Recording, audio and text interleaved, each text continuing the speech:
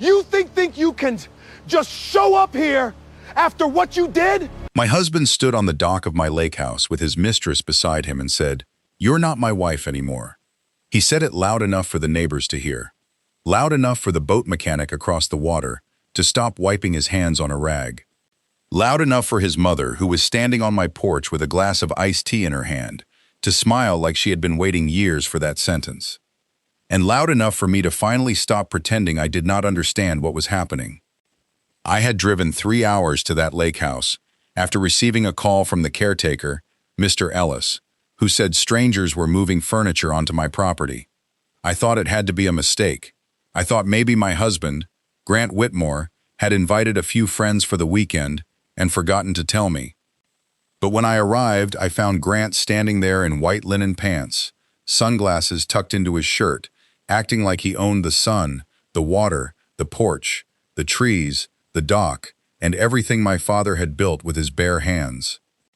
Behind him was Tessa Monroe, his assistant, his lover, and now, apparently, the woman he had decided should enjoy my family's lake house. She was wearing one of my straw hats, my hat, the one my mother bought for me the summer before she died. Grant did not look guilty when he saw me.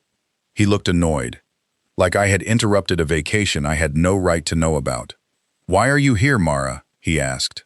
I stared at the suitcases on the porch, the open wine bottles on the table, Tessa's sandals kicked off near the sliding door, his mother's handbag sitting on my mother's old rocking chair. "This is my house," I said. Grant laughed.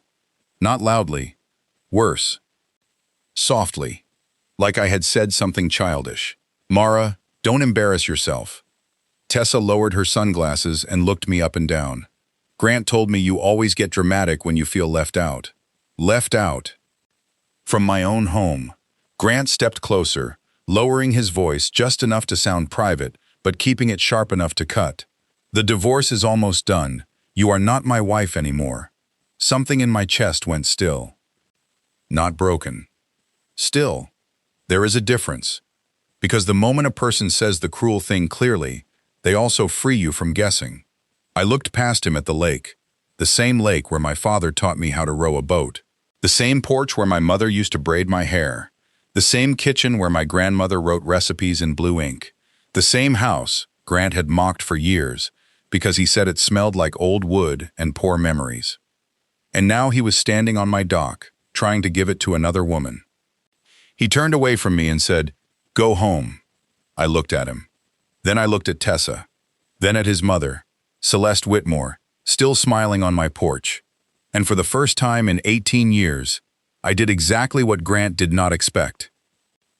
I reached into my bag, took out the old brass key my father had left me, walked past all of them, entered the house, and locked the front door behind me. Grant laughed at first. Then he tried the handle. Then he knocked. Then he pounded. "Mara," he shouted, "open this door." I walked through the hallway, past the framed photos, past the cedar staircase, past the wall where my father had carved my height into the wood every summer, until I turned 16. Then I picked up the phone and called Mr. Ellis. "Change every gate code," I said. "Call the sheriff, and tell the marina to remove Mr. Whitmore's boat from my dock." Outside, Grant was still pounding on the door. He did not yet understand that when he told me I was not his wife anymore, he had also removed the last reason I had to protect him. Before I continue, tell me where you are watching from tonight, and if you have ever had someone treat your kindness like permission, stay with this story. Because sometimes the door they think they are closing on you is the same door you finally lock in their face. My name is Mara Whitmore now, but before marriage turned my name into something that felt borrowed, I was Mara Bell. The lake house belonged to the Bell family long before Grant ever saw it. It sat at the quiet end of Cypress Lake, where the water turned silver in the early morning, and the cypress trees leaned over the shoreline like old women whispering secrets. It was not the largest house on the lake, not the newest, not the kind that made people slow down in boats and take pictures. But to me, it was everything. My grandfather bought the land when people still thought that side of the lake was too marshy to matter. He was a carpenter, a patient man with wide hands and a habit of humming when he worked. He built the first 2 rooms himself. My grandmother cooked on a hot plate while he measured boards. My father helped add the porch when he was 17. My mother painted the kitchen yellow because she said every house needed one room that looked like morning. By the time I was born, the lake house was already more than a building. It was where our family gathered when life became too heavy. It was where cousins slept on floors, where fish were cleaned by the dock, where birthdays were celebrated with cheap paper plates, where my mother laughed louder than she ever did in the city. It was where I learned that wealth was not always money. Sometimes wealth was a place where everybody knew which cabinet held the extra blankets. My father, Henry Bell, was a quiet man. He owned a small hardware store in town and fixed half the neighborhood's broken things for free. He had a strong back, a gentle voice, and a way of seeing people that made them stand taller. He used to say, "Mara, don't confuse a locked door with a lost house. Sometimes locking the door is how you protect what love built." I did not understand that then. I thought doors were for welcome. My father knew they were also for boundaries. My mother died when I was 23. Cancer took her in less than a year, and after that, my father changed. Not in a dramatic way. He still opened the hardware store every morning, still made coffee too strong, still called me every Sunday night. But something dimmed in him. The lake house became harder for him to visit, because everywhere inside it was my mother, her apron behind the pantry door, her handwriting on labels, her favorite blue mug, her old straw hat hanging by the back door. When he died 9 years later, the lake house passed to me. The deed was clear. The trust was clear. The property taxes had been prepaid for years through an account my father had set up. He left me a letter with the documents. "My sweet Mara, this house is not valuable because of the land. It is valuable because of what happened here. People will see water, timber, and money. You must remember laughter, work, promises, and family. Do not let anyone turn this house into a trophy. Do not sell it because someone calls it old. Do not hand it over because someone says they love you while disrespecting what made you. The right person will understand that a house can be a heart. The wrong person will ask how much it is worth. Your daddy." I cried for 2 hours after reading that letter. Then I placed it in a cedar box with the deed, the trust papers, my mother's wedding ring, and the brass key to the front door. Grant saw the letter once. He did not read it. He only glanced at the deed and said, "Lakefront property is a serious asset. Your father was smarter than he looked." I should have heard the warning. But by then, I had already spent years teaching myself to translate Grant's disrespect into ambition. I met Grant Whitmore when I was 27. He was polished in a way that felt almost unreal to me. He wore tailored shirts even on casual days. He smelled like expensive soap and new leather. He worked in commercial finance and spoke about markets, acquisitions, development opportunities, and family offices with the confidence of a man born into rooms he was actually still trying to enter. Grant came from a respectable family, not rich in the way he wanted people to think, but comfortable enough to look down on anyone who had less. His mother, Celeste, was a woman who believed class could be performed if you held your chin high enough and never admitted what you could not afford. She had raised Grant to want more. Not to build more, to be seen with more. That difference would ruin everything. When Grant first asked me out, I was working as an operations manager for a regional food distribution nonprofit. It was not glamorous work. We helped supply small food banks, shelters, and community kitchens. I spent my days solving warehouse problems, negotiating with vendors, and making sure families in poor neighborhoods did not lose meal support because someone forgot a delivery schedule. Grant said he admired that. "You care about things people usually ignore," he told me on our third date. I thought it was a compliment. Years later, he would use that same quality against me. "You waste your intelligence on broken people," he said one night after too much wine. But in the beginning, he made me feel chosen. He listened when I spoke. He asked about my father. He said the lake house sounded charming. He drove me there one spring weekend, and I watched him walk through the rooms with a careful smile. He said, "It has potential." Not beauty, not warmth, potential. At the time, I thought that meant he could see what it meant to me. Now I know it meant he could see what it might be worth. We married 2 years later in a small ceremony by the lake. My father walked me down the wooden steps to the dock, where Grant waited in a gray suit. My mother's straw hat hung on the porch rail, because I wanted her there somehow. The wind moved across the water, and for one brief, bright moment, I believed I had joined my past and my future in the same place. Grant smiled during the vows. Celeste dabbed one dry eye with a lace handkerchief. My father cried openly. After the ceremony, while everyone ate under string lights on the lawn, I found my father standing alone by the water. "Are you happy, Daddy?" I asked. He looked at Grant across the yard. Grant was laughing with his friends, one hand in his pocket, his eyes already scanning the property as if measuring something. My father did not answer immediately. Then he said, "I am happy if you are safe." I hugged him and laughed. "That is not what I asked." He held me a little tighter. I know. I did not understand why that answer stayed with me. I do now. For the first years of our marriage, Grant was careful. He knew how to be attentive when someone was watching. He brought flowers to my office. He sent anniversary messages long enough to make my friends sigh. He called my father sir and carried grocery bags without being asked. But the real test of character is not how someone behaves when love is new. It is how they behave when comfort makes them careless. After my father died, Grant changed, or maybe my father's presence had been the last thing keeping him polite. He began bringing up the lake house more often. At first, casually. "You know, we should rent it out during peak season. Places like that can bring in serious money." I said no. Then again, "We should renovate, modernize, tear out the old kitchen, open the walls, make it marketable." I said the kitchen stayed. Then sharply, "You are emotionally attached to a depreciating structure." I looked at him. "It is my family home." "It is a house, Mara." "No," I said, "it is not." Grant hated that answer because men like Grant believe everything has a price, and anything without a price must be corrected. Celeste hated the lake house for different reasons. She hated that it came from my family. She hated that it gave me something Grant did not control.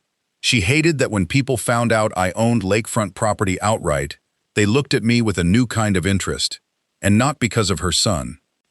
At dinner one evening, she said, "It is a shame you never transferred the lake house into the marital estate.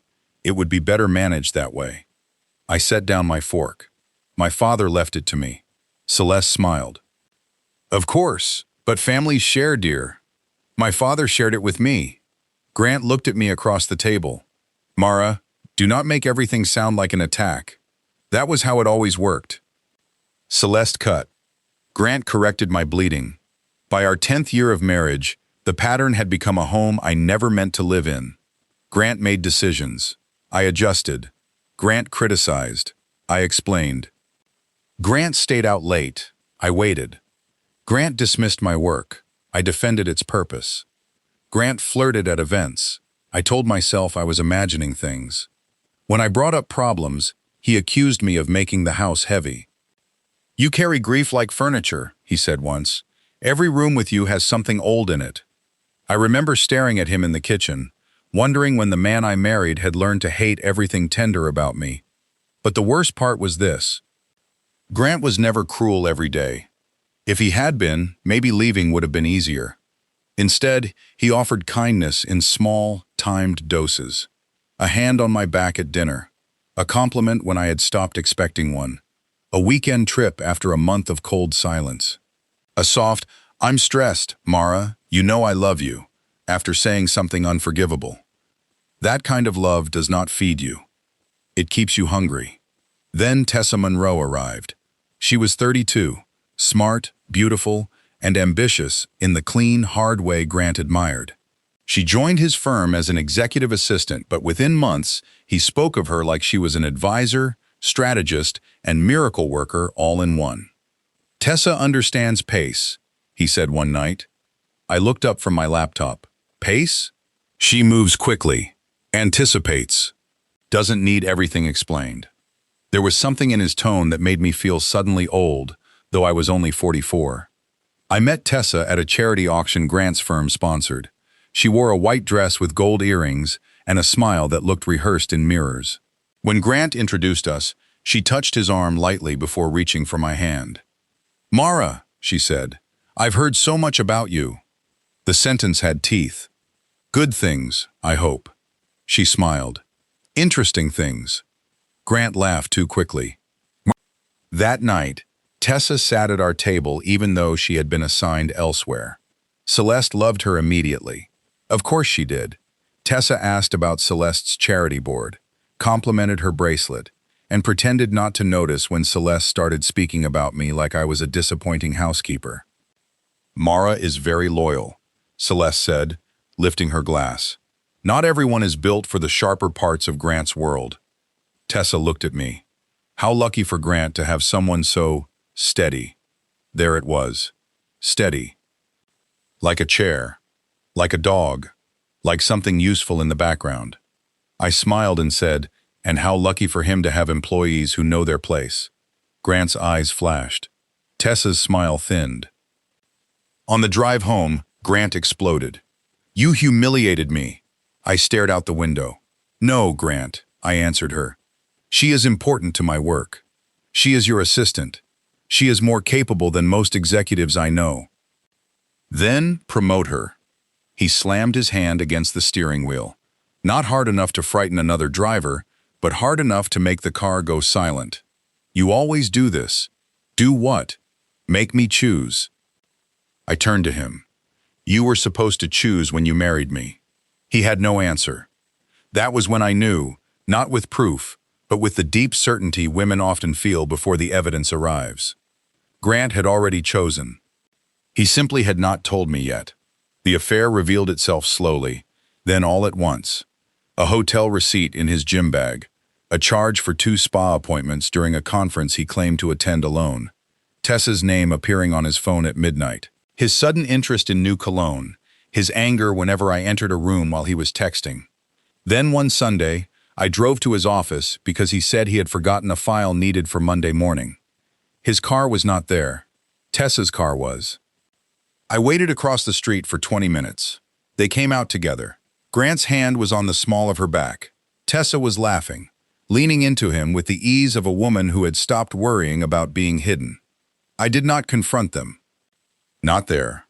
Not because I was weak. Because some moments are too important to spend in the street. I drove home, placed his dinner in the refrigerator, and waited. He came in at 10:30, carrying flowers. Not for me. I knew because he looked surprised to find them still in his hand. "Where were you?" I asked. "At the office. With Tessa." His expression changed in a way I had learned to read. Not guilt first, calculation first. "She stopped by. At 10 on a Sunday? Mara, do not start." I stood from the couch. "How long?" He loosened his tie. "You are tired. We can talk tomorrow." "How long?" He sighed, annoyed. "Do you want honesty, or do you want a performance?" That sentence told me he had rehearsed this. Honesty. He looked at me as if I had failed an exam. "Fine. Yes, there is something between us. It wasn't planned. Nothing cruel is ever planned by the person who wants forgiveness. It happened because I have been lonely," he continued. I almost laughed. "You have been lonely?" "Yes, Mara, lonely. You disappeared into your family memories, your charity work, that lake house, your dead parents. Do you know what it feels like to be married to someone who lives half her life with ghosts?" There are sentences that do not just break trust. They burn the bridge back to respect. I looked at the man I had loved, the man I had slept beside, defended, forgiven, waited for, and suddenly, he looked like a stranger wearing my husband's face. "My parents are not the reason you cheated," I said. "No," he replied coldly, "but they are the reason you never became the wife I needed." I went upstairs. He did not follow. The next morning, Grant acted like we had only argued about the weather. He made coffee. He asked if I wanted eggs. He kissed my forehead before leaving, as if his confession had been a small crack we could paint over. But I had changed overnight. Quietly. I did not scream. I did not beg. I did not call Tessa. I did not embarrass myself in the lobby of his office like Celeste later claimed I would. I called a lawyer. Then I called Mr. Ellis at the lake. Mr. Ellis had taken care of the property since my father was alive.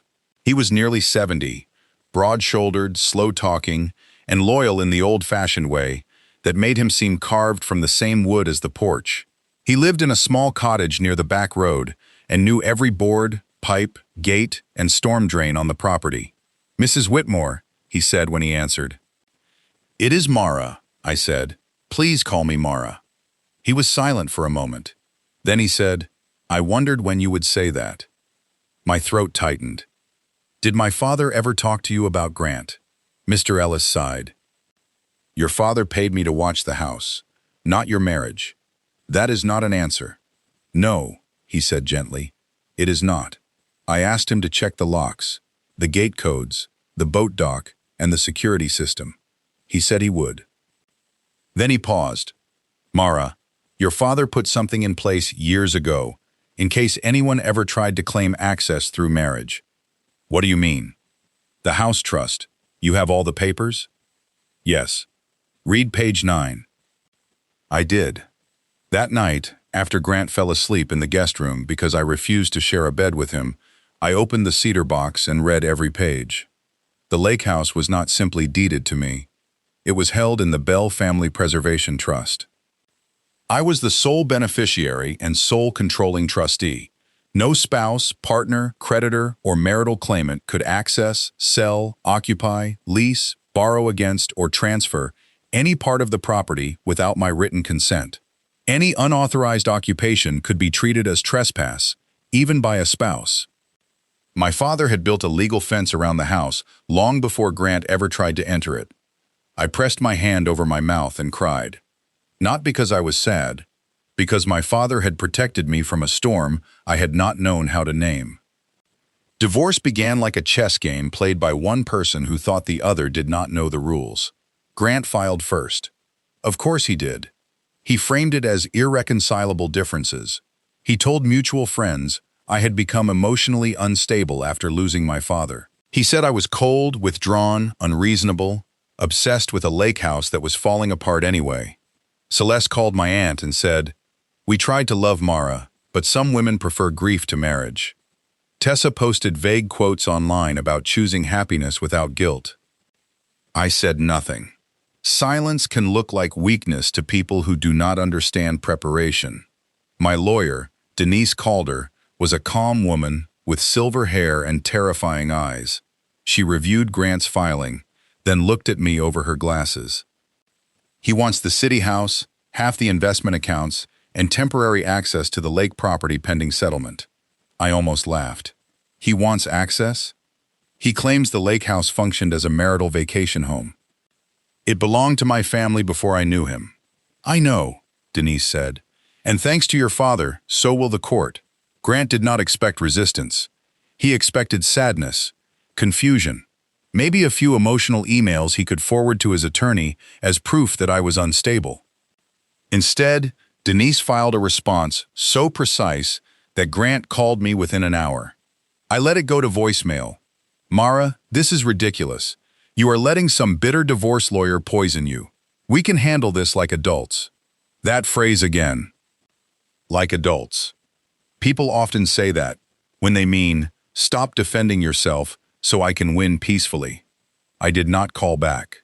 For 3 months, Grant lived in the city house while I stayed in an apartment closer to my work. He kept telling people I had abandoned the marriage. Tessa kept appearing at his side. Celeste moved into the city house for a while and began redecorating rooms I had chosen. I let them, because the city house had never been my heart. The lake house was. Then, one Thursday morning in late May, Mr. Ellis called me. His voice was different, tight. "Mara, are you sitting down?" My stomach turned. "What happened?" "Your husband is here." I stood so fast my chair rolled back. "At the lake?" "Yes." "Why?" "He came with Miss Monroe, his mother, and 2 trucks. Looks like furniture. Suitcases, wine cases, outdoor equipment. He told the movers he had permission to use the house for the summer." My body went cold. "Did he enter?" "He had an old guest code. I locked him out of the main system, but he still has a physical copy of the side door key. I closed my eyes. Years ago, during our marriage, I had given Grant a key because he was my husband. The trust could protect the title. It could not protect me from every mistake love had made. "I am coming," I said. The drive took 3 hours and 6 minutes. I remember every mile. The highway shimmered in the heat. My hands gripped the steering wheel so tightly my fingers hurt. I did not cry. I did not play music. I did not call Grant. I thought about my father. I thought about page 9. I thought about Grant telling me I lived with ghosts while trying to occupy the last place where my parents still felt alive. By the time I turned onto the private road leading to the lake, I was no longer shaking. That frightened me a little. There is a quiet that comes after heartbreak and before action. It does not feel angry. It feels clean. The gate was open. Grant's car was parked near the porch. Tessa's convertible was beside it. A moving truck stood near the side entrance. 2 men were carrying a white outdoor sofa across my lawn. My lawn. Celeste was on the porch wearing sunglasses and sipping iced tea from one of my grandmother's tall glasses. I stepped out of the car. Mr. Ellis stood near the dock, his arms crossed, watching everything with the expression of a man trying very hard to respect the law before doing something else. Grant saw me first. He removed his sunglasses slowly. "Mara." I looked at the furniture, the bags, the wine bottles. Tessa standing near the sliding doors in my mother's straw hat. "What are you doing here?" He smiled, but his jaw was tight. "Using the house." "No." His smile faded. "No? This is private property. Mara, we are still legally married. You filed for divorce, and you are making it ugly. You broke into my house. I used a key. You no longer have permission." Tessa laughed softly. "Mara, it is a weekend. Don't be dramatic." I looked at her. "Take off my mother's hat." Her smile froze. Grant stepped between us. "Do not speak to her like that." I almost admired the speed with which he defended the woman who had walked into my home wearing my dead mother's belongings. "Get out," I said. Celeste stood from the porch chair. "You should be ashamed of yourself," she said. "Grant has every right to relax after what you put him through." I looked at her glass. That belonged to my grandmother. She glanced down and shrugged. Then she had decent taste. Mr. Ellis took one step forward. I raised my hand slightly. "Not yet." Grant moved closer, lowering his voice. "Listen to me. You are not going to embarrass me in front of people I brought here." "In front of your mistress?" Tessa's face tightened. Grant's eyes flashed. "You're not my wife anymore." The dock seemed to go silent. Even the movers stopped. Grant continued, louder now, performing for everyone. "You made sure of that. So stop acting like you can control where I go and what I do. This house was part of our marriage, and I have every right to be here." I stared at him. And in that moment, something old and tired finally laid down inside me. For years I had argued with Grant as if the right sentence might make him fair, as if enough explanation could awaken respect, as if love was a courtroom and I only needed better evidence. But some people are not confused. They are entitled. I walked past him. He grabbed my wrist, not hard enough to injure, but enough to stop me. That was the last mistake he made on my property. Mr. Ellis's voice cut through the air. "Take your hand off her." Grant looked over his shoulder. Mr. Ellis had moved closer, and there was nothing soft in his face now. Grant released me. I stepped onto the porch, walked through the front door, and entered the lake house. The smell hit me first. Cedar, old wood, lemon oil, lake air. Home. Then beneath it, something else. Perfume. Tessa's perfume. A wine glass sat on my mother's kitchen counter. A suitcase was open in the hallway. Celeste's scarf lay across my father's reading chair.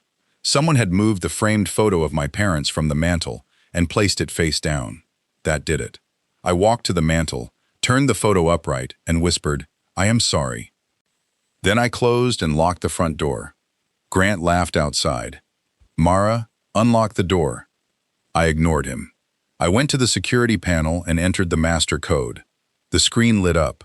Main access active. Guest codes active. External dock access active. I deleted every guest code. Then I called Mr. Ellis. I am inside, I said. I know. Change the gate code now. Already doing it. Call Sheriff Daniels. With pleasure. Outside, Grant knocked harder. Mara. I walked to the kitchen drawer where my father had kept old receipts, batteries, rubber bands, and every instruction manual ever printed. Behind the drawer was a small envelope I had not touched in years. Inside was another copy of the trust summary and a card from Sheriff Daniels, an old family friend. My father had believed in backups. I called. Sheriff Daniels answered on the third ring. Mara Bell, he said, been waiting for your call. My eyes filled. You knew too? I knew your daddy worried. Grant is here. I heard. With Tessa, his mother. Movers. He says he has rights. Sheriff Daniels sighed. People say all kinds of things before paperwork teaches them manners. By then, Grant had stopped knocking and started pounding. You can't lock me out, he shouted. Open the door before I make this worse. I looked through the small window beside the entryway. His face was red now. Tessa stood behind him, no longer smiling. Celeste was speaking quickly into her phone. The movers looked like they wanted to become invisible. I opened the window 2 inches. Grant stepped closer. Finally. Unlock the door. No. His eyes narrowed. Mara. You said I am not your wife anymore. His jaw tightened. That is not what this is about. That is exactly what this is about. You are not my husband when you want freedom, and my husband when you want property. Tessa scoffed. This is pathetic. I looked at her hat. Remove my mother's hat, or I will add theft to the list. She touched the brim, suddenly uncertain. Celeste shouted from the porch. This house is not Buckingham Palace. Stop acting like you own the lake. I looked at her calmly. I own this shoreline. That silenced her. Grant laughed again, but it was thinner now. You are delusional. No, I said. I am the sole trustee of the Bell Family Preservation Trust. This property is not marital. You have no occupancy rights, no access rights, and no permission to remain. His face changed. Only slightly, but I saw it. The first flicker of fear that maybe I knew more than he thought. You are bluffing, he said. Sheriff Daniels is on his way. Denise has already forwarded the trust documents to his office. Mr. Ellis has changed the gate code. The marina is being notified that any boat registered to you is not permitted at this dock. Tessa turned to Grant. Grant? He ignored her. Mara, stop this. No. You are embarrassing yourself. No, Grant. I am protecting my house. He stepped back, looked at the movers, then at Tessa, then at his mother. The performance was collapsing, and he knew it. People like Grant can survive private shame. Public correction terrifies them. The sheriff arrived 12 minutes later. He came with one deputy and a folder already in hand. Sheriff Daniels was a tall man with a gray beard, steady eyes, and the calm authority of someone who had known my father before I was born. He nodded to Mr. Ellis, then looked toward the porch. Grant? Grant straightened. Sheriff, this is a domestic disagreement. No, Sheriff Daniels said. This is a property access issue.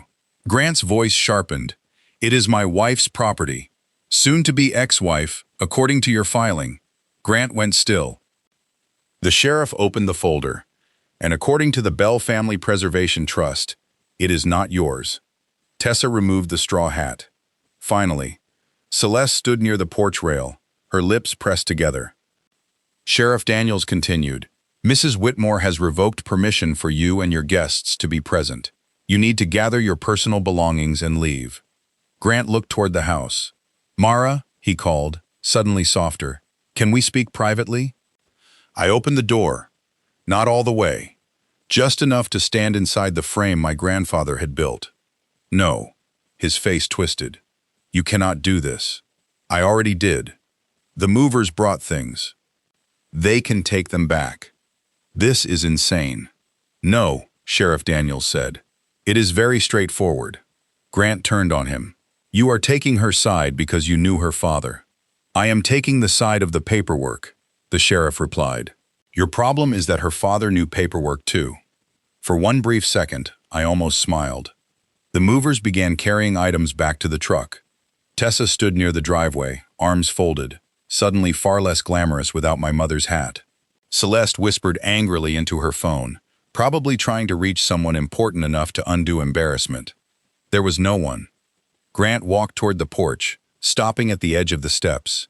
Mara, you are going to regret this. I looked at him. For the first time in months, maybe years, his anger did not enter me. It hit the door and fell. No, I said. I regret giving you a key. That was the line that ended it. He left. Not gracefully, not quietly, but he left. The moving truck followed. Tessa's convertible followed him. Celeste's car came last, pausing just long enough for her to roll down the window and glare at me like a woman who had lost access to a throne. When the gate closed behind them, the property exhaled. Or maybe I did. Mr. Ellis stood beside me on the porch. For a long time, neither of us spoke. Then he said, "Your daddy would be proud." That was when I cried. Not pretty crying, not soft tears. I cried the way people cry when years of swallowing finally become too much for the body to hold. Mr. Ellis did not touch me. He simply stood guard at the edge of the porch, like a man protecting both a woman and a memory. That night, I slept in my old bedroom for the first time in years. I changed the sheets, opened the windows, washed every glass Celeste had touched, put my mother's hat back on its hook, cleaned the kitchen counters, set my parents' photo firmly on the mantel. Then I sat on the porch wrapped in an old quilt while the lake turned black under the moon. Grant called 14 times. I did not answer. Tessa sent one message from an unknown number. You made a fool of yourself today. Grant deserves better. I replied once. Then give him your lake house. Then I blocked her. By morning, Grant's lawyer had sent a letter accusing me of denying access to a marital asset. Denise responded within 30 minutes. Her email was only 2 paragraphs, but it carried the energy of a loaded cannon. She attached the trust documents, the sheriff's report, Grant's divorce filing, photos of the unauthorized occupation, and a formal notice stating that any further entry attempt would result in civil and criminal action. Then she sent me a message. He is not used to consequences. Expect noise. Not danger, noise. She was right. Grant made noise. He told friends I had humiliated him.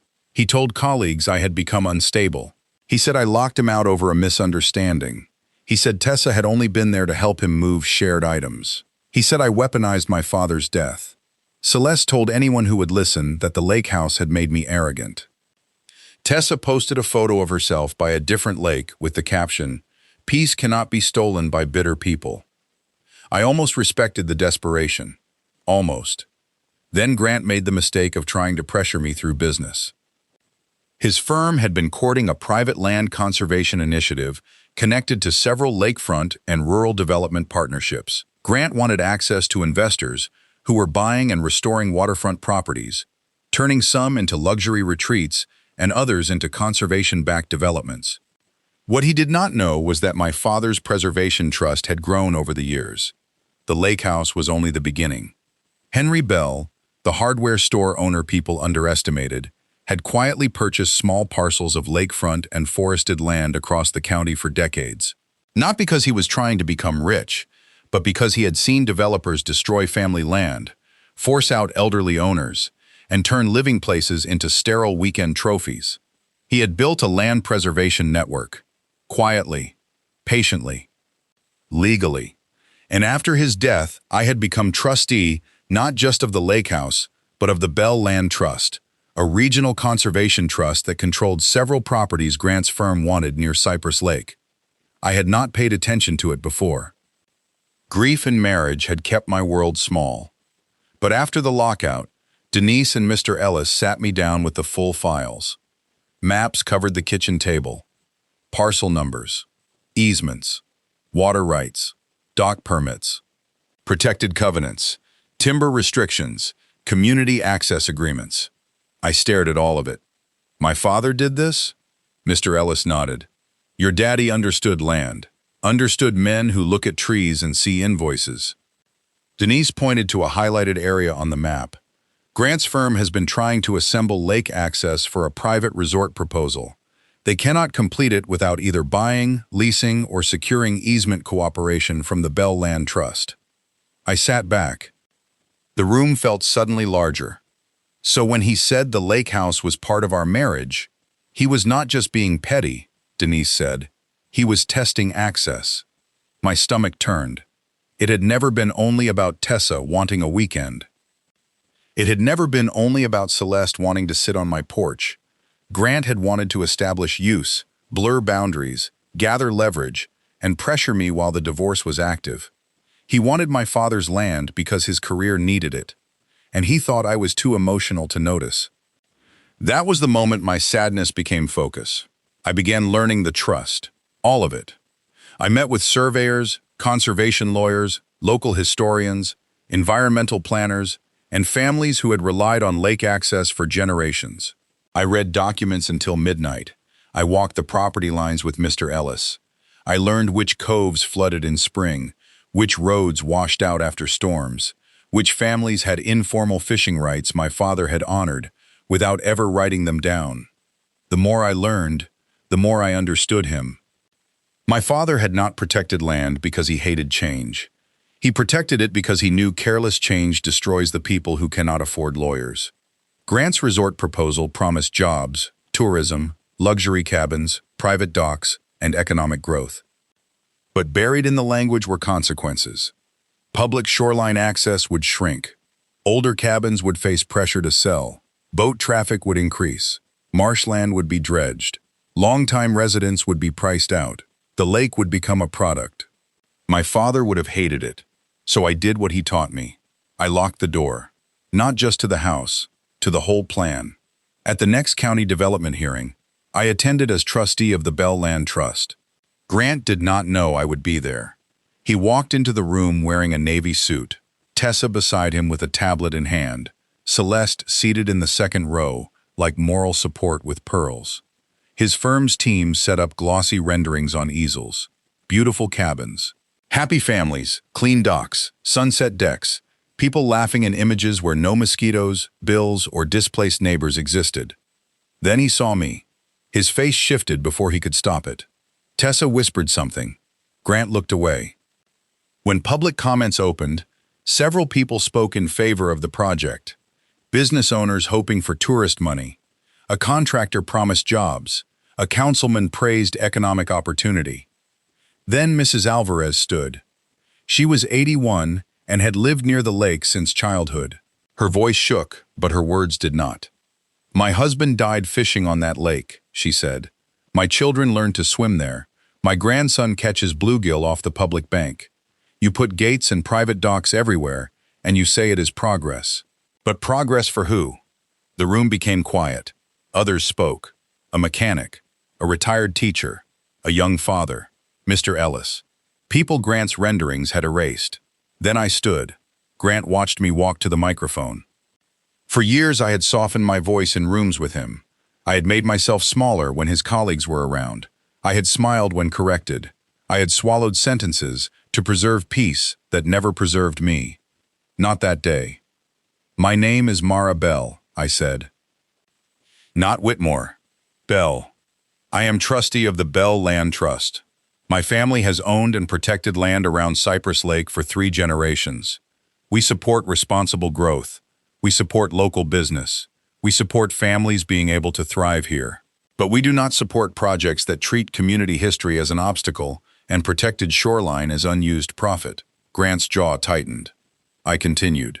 The proposal before you depends on access, cooperation, and easement assumptions involving land our trust controls. I am here to state clearly for the record that the Bell Land Trust does not consent to any use, transfer, lease, easement modification, or development partnership connected to this proposal. Tessa's face went pale. Grant looked down at his papers.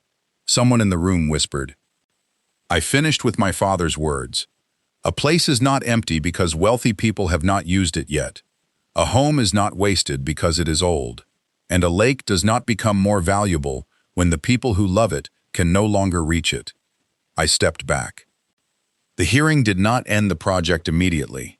These things take time, but it wounded it badly. Without Bell Land Trust cooperation, Grant's proposal lost its center. Investors became nervous. Environmental review became harder. Community opposition became organized. The glossy renderings stopped looking like destiny and started looking like risk. After the hearing, Grant followed me into the hallway. "Mara," I kept walking. "Mara, stop." I turned. Tessa stood a few feet behind him, pretending not to listen. Celeste watched from near the exit. Grant lowered his voice. "You have made your point." "No," I said. "I made my position. This project could benefit everyone." "Then build it somewhere that belongs to you." His face tightened. "You are doing this because of Tessa." I almost laughed. The arrogance of him. To think betrayal was still the largest subject in the room. "Tessa is not important enough to destroy a lake over." Tessa's eyes flashed. Grant stepped closer. "You cannot block progress forever." "I am not blocking progress. I am blocking you." His mask slipped. "Just for a second. You think owning some old land makes you powerful?" "No," I said. "I think respecting old land makes me responsible." He stared at me. Behind him, one of his investors approached slowly, having clearly heard enough. He looked from Grant to me, then said, "We should revisit the risk profile before moving forward." Grant's face hardened. I walked away. That was the beginning of the end for his project. Not dramatic, not immediate, but steady. Investors withdrew one by one. The county requested additional environmental review. Public support shifted. Local news picked up the story of residents fighting to protect community lake access. A reporter asked to interview me, but I declined at first. I did not want attention. I wanted protection. But then Mrs. Alvarez came to the lake house one afternoon with a pie and a request. "You need to speak," she said. "I already spoke at the hearing." "That was in a room," she said. "People need to hear it outside the room." So I agreed to one interview. Not with a national network, not with bright studio lights. A local journalist came to the lake house. We sat on the porch, the water behind us, my mother's yellow kitchen visible through the screen door. The article came out on a Sunday. The headline read, "The woman who locked her ex out is now locking developers out of Cypress Lake." I hated the headline. Grant hated it more. But people read the story. They learned about the Bell family, the Preservation Trust, the attempted unauthorized occupation, the development plan, the residents, the shoreline, the history. They learned that what Grant had framed as a bitter divorce issue was actually a fight over land, access, and legacy. His firm placed him on leave 2 weeks later. They called it internal restructuring. Everyone knew. Tessa left for another position in Atlanta within a month. Celeste stopped calling mutual friends to complain about me when one of them finally asked why her son had tried to move his girlfriend into his wife's family house before the divorce was final. Funny how quickly gossip loses its appetite when truth sits at the table. Grant came to the lake house one last time in late autumn. He did not pass the gate. He could not. The code had changed. The camera recognized his car and alerted Mr. Ellis before he even stepped out. I watched from the porch as he stood outside the gate in a gray coat, looking smaller than I remembered. Not physically, spiritually. Mr. Ellis asked if I wanted him removed. "No," I said. "I will speak to him there." I walked down the gravel drive slowly. Leaves moved across the ground. The lake behind me was calm and cold, reflecting a pale sky. Grant stood on the other side of the iron gate. For once, there was no Tessa, no Celeste, no audience, no movers. No performance, just the man and the locked gate. "Mara," he said. "Grant." He looked tired. "I lost the project. I know. I may lose my position." I said nothing. He gripped the bars lightly. "I need you to reconsider the trust's position. Not for me, for the jobs, for the community." The community spoke. He looked down. Then finally, After all those months, he said something almost honest. "I did not think you would fight this hard." "No," I said. "You did not think I could." He closed his eyes briefly. "I was wrong. Yes, I was wrong about many things." The wind moved through the trees. Somewhere near the dock, a bird called once and went silent. Grant looked past me toward the house. "I always hated that place," he said quietly. "I know. It made me feel like I was outside something, like there was a whole part of you I could not own. That is because love is not ownership." His mouth tightened, but he nodded. For the first time, I wondered if he actually heard me. Not enough to change the past, but enough to understand he had lost more than property. He looked back at me. "Did you ever love me?" The question surprised me. Not because he asked, because my answer no longer hurt. "Yes," I said, "very much." "What happened?" I looked at the gate between us. "You kept asking love to prove itself by surrendering pieces of me, and one day, there were no pieces left I was willing to give." His eyes reddened, but no tears fell. Grant had never been comfortable with emotions that did not help him win. "I am sorry," he said. It was quiet. Maybe real. Maybe too late. Both could be true. "I hope you become the kind of man who understands what that means," I said. Then I turned and walked back to the house. He did not call after me.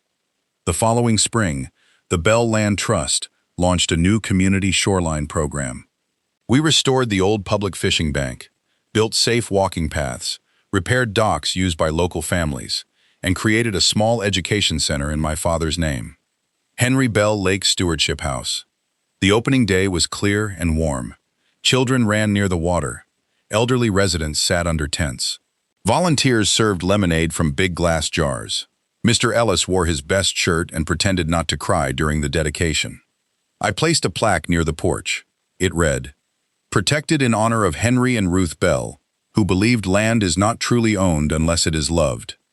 I touched my mother's straw hat, resting on a hook beside the door, and for the first time in years, the ache of missing her felt gentle. Not gone, just gentle. Later that evening, after everyone left, I sat alone on the dock. The lake was golden. The house behind me glowed with warm light. Somewhere inside, the old floors creaked as the temperature changed.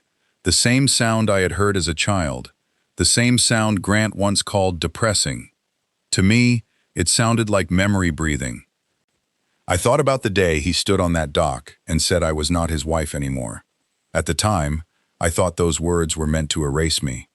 But sometimes rejection is a strange kind of mercy. Grant thought he was removing me from his life. Instead, he removed himself from mine. He thought saying I was not his wife anymore made me smaller. Instead, it gave me back my name. He thought locking me out emotionally for years meant I would always beg for entry. Instead, I learned where the real door was. And when he tried to bring another woman into the house my family built, when he tried to turn my grief into weakness and my inheritance into his opportunity, when he stood on my dock and mistook my silence for surrender, I finally remembered my father's lesson. A locked door is not always cruelty. Sometimes it is love protecting itself. Sometimes it is a daughter protecting her father's work. Sometimes it is a woman saying no more without needing to shout. People ask me if I regret locking Grant out. I do not. I regret not locking the door sooner. I regret the years I spent trying to make him understand a house he only wanted to use. I regret all the times I laughed softly when his mother insulted me because I thought keeping peace was noble. I regret letting Tessa stand in rooms where my discomfort should have been enough to make her unwelcome. But I do not regret the day I turned the key. That day saved more than a house. It saved the lake from becoming a sales pitch. It saved my father's land from men who saw trees as profit and neighbors as obstacles. It saved me from a marriage where I was expected to be generous to people who treated my boundaries like locked cabinets they deserved to open. Most of all, it taught me that walking away is powerful. But locking the door behind you is sometimes necessary. Because not everyone deserves access to the softer parts of your life. Not everyone deserves a seat on your porch. Not everyone deserves to drink from your grandmother's glass. sit in your father's chair, wear your mother's hat, or stand in the rooms where your childhood still sleeps. Some people only understand value after they lose permission, and by then, the code has changed. The gate is closed, the locks are new, the house is quiet again, and you are finally home.